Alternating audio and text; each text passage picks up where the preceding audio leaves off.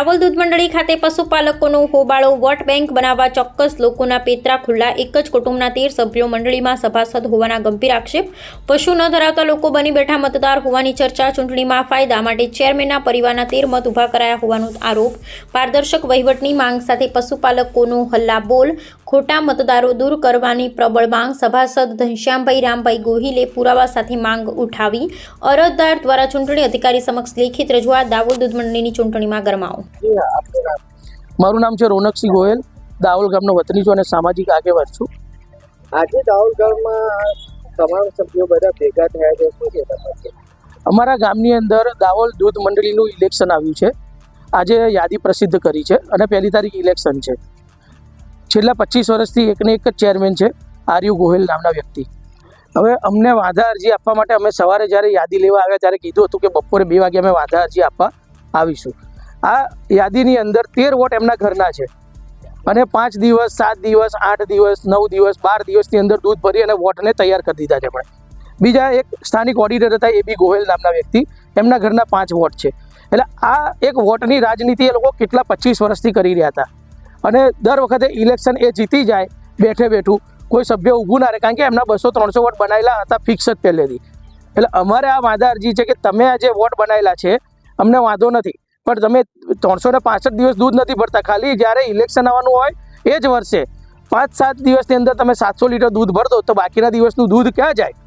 એટલે આ જે ખોટા વોટ બનાવેલા છે એ વોટ કાઢવાના છે। બીજી વસ્તુ, આ પ્યોર કોંગ્રેસી માણસ છે અને હમણાં જે મોટાથી ભડાસ આપે છે રાહુલ ગાંધી વોટ ચોર ગદ્દી છોડ, તો મારે એમને એ બી કહેવું છે કે તમે જે નાની જગ્યાએ આવી આ લોકોને શીખવાડેલું ને એ જ લોકો વોટ ચોરો ભેગા થયેલા છે। હવે અમારે એ કહેવું કે આ વોટ ચોર છે ને એને ગદ્દી છોડાવી છે। એટલે આ ચેરમેન અમારો ચોર છે, એને કેટલું ભ્રષ્ટાચાર કર્યું છે એ બધું અમે અગાઉ 3 વર્ષ પહેલાં અહીંયા વકીલો લાઈન ડિક્લેર કર્યું હતું, તો એને ધીમે ધીમે લોકોને નફો વધારી અને લલચાયા હતા। પણ પ્રજા જાણી ગઈ છે કે અમારા વિરોધથી જ નફો વધ્યો હતો અને હજુ પણ નફો અમે જ વધારીશું, કારણ કે નાની મોટી સમસ્યાઓ નહીં, અહીંયા તો લાખો રૂપિયાનું અહીંયા ભ્રષ્ટાચાર છે। પણ અમે એક ગામની દ્રષ્ટિએ કે આગળ વધીએ અને આ લોકો જેલમાં જાય અમે એવું ઈચ્છતા નહોતા, એટલે અમે આગળ વધ્યા નહીં, કારણ કે અમે લડીને લેવામાં માનીએ છીએ।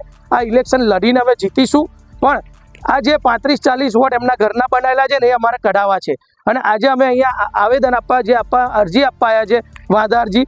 તો ડેરીની અંદર કોઈ સેક્રેટરી નથી, કોઈ અધિકારી નથી, ચેરમેન નથી, કોઈ જ નથી, લાઇટો ચાલુ, પંખા ચાલુ, ડેરી ખુલ્લી પડી છે અને આવું રોજ બને છે। ડેરી એમના બાપની હોય એવી રીતે ખુલ્લી મૂકીને જતું રહેવાનું। વર્ષોથી આ લોકો આ રીતની રાજનીતિ કરી રહ્યા છે અને ચેરમેન બધાને બીવડાવે, તને ખબર ના પડે, એમને ઘણી બધી ખબર પડે છે। તો મારે એ શીખવાડું કે આ 13 ઘર તમે તમારા નાના છોકરાના બનાવી દીધા।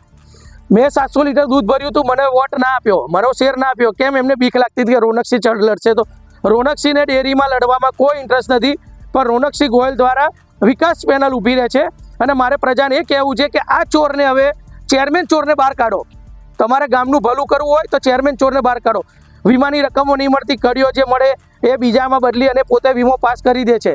આવા ઘણા બધા મુદ્દા, સોલરનો ખર્ચો લખી દે છે, કોમ્પ્યુટર રિપેરિંગ ખર્ચ કોમ્પ્યુટર કરતાં વધારે હોય છે। તો આ બધા મુદ્દાઓ વખત મેં લડ્યો હતો, પણ મને ખબર છે કે હું આગળ જઈશ તો મંડળીને કંઈક સજા થશે, તો લોકો જેલમાં જશે એવું હું ઈચ્છતો નથી। એટલા માટે મારે એટલું જ કહેવું છે કે અમે લોકો જે અહીંયા આવેદન અત્યારે અરજી આપવા આવ્યા છે એ અમારી અરજી સ્વીકારવાળું કોઈ અત્યારે છે નહીં। તો હું તમારી મીડિયા મિત્રો દ્વારા આગળ આ વિડીયો પહોંચાડવા માગું છું કે આ ડેરીનો ભ્રષ્ટાચાર અને આ ચોર ચેરમેનને બહાર કાઢવા પ્રજાને ખબર પડે અને આગળના ડીઆર જેવા અધિકારીને પણ ખબર પડે કે આ રીતે અહીંયા લાલિયાવાડી ચાલી રહી છે। જય માતાજી, જય ભારત। અત્યારે કોઈ ડેરીમાં કોઈ મીડિયા કર્મી, ડેરીના કોઈ કર્મચારી છે તમારા જોડે? ના, ડેરીના કોઈ કર્મચારી નથી। તમે પણ અત્યારે જઈ અને આખો વિડીયો બનાવો, જો અંદર પંખા લાઇટ ચાલુ છે, ડેરીની અંદર કોઈ જ નથી। આનાથી તમે આખા આણંદ જિલ્લામાં શું મેસેજ આપવા માંગો? આખા આણંદ જિલ્લામાં મારે એ મેસેજ આપવો છે કે જે કોંગ્રેસિયાઓએ આવી રીતે ડેરી પર કબજો કરેલો હતો ને એ તમે જાગો અને આવા જે ચોરીથી બનાવેલા વોટોને બહાર કાઢો અને આ ડેરી જીતીશું તો અમે દરેક ગામડાની અંદર જ્યાં ચોરી કરે છે કોંગ્રેસે વોટની એ બધા કાઢીશું। તમારી સમસ્યાનું નિરાકરણ નહીં આવે તો તમે આગળ શું પગલાં? અમે ડીઆરમાં જઈશું, આગળ હાઈકોર્ટ સુધી જવાની અમારી ગણતરી છે।